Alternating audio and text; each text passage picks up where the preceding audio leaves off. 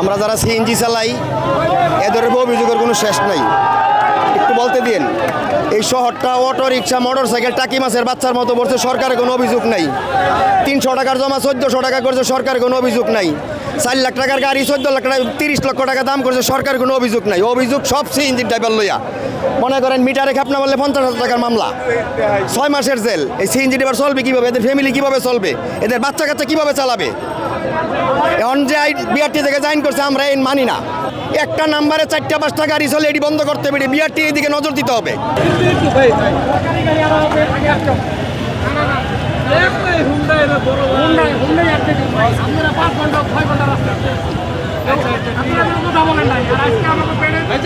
আসলে আমরা পাবলিকরা এখন বিপদে আছি বর্তমানে।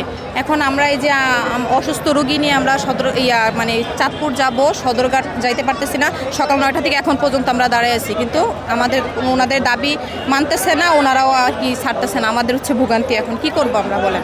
রাস্তা অবরোধ করার সমাধান না, এটা কোনো যুক্তিযুক্ত না স্বাধীন দেশের ভিতরে।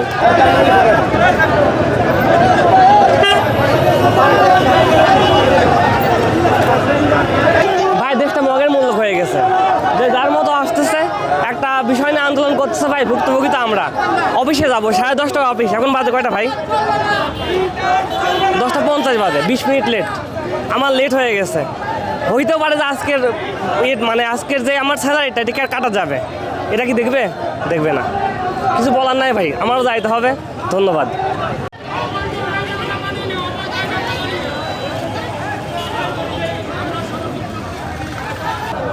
মিটার একটা সাইনবোর্ড, এই মিটারের উছিলায় লক্ষ লক্ষ কোটি কোটি টাকা পুলিশ প্রশাসন থেকে সরকার পর্যন্ত আত্মসাৎ করতেছে, আমাদেরকে জিম্মি করে টাকা আদায় করতেছে।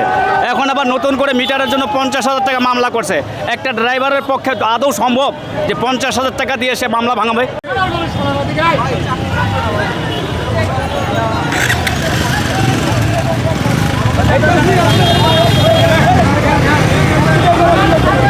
যারা মালিক এদের বিরুদ্ধে অ্যাকশন নেওয়া উচিত। এরা কি জন্য ডবল ভাড়া আদায় করবে ড্রাইভারদের থেকে? আর ড্রাইভাররা আমাদের যাত্রীদের কাছ থেকে অতিরিক্ত ভাড়া আদায় করে। এই যে মিটারে চালানোর একটা প্রস্তাব আসছে, অবশ্যই মিটারে চালাতে হবে।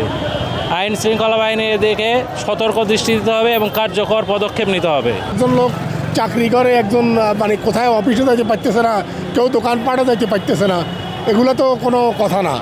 কারণ এটার জন্য সরকার এগুলা দেখা দরকার। আমরা এটা কি বলবো সাধারণ মানুষ ভাই?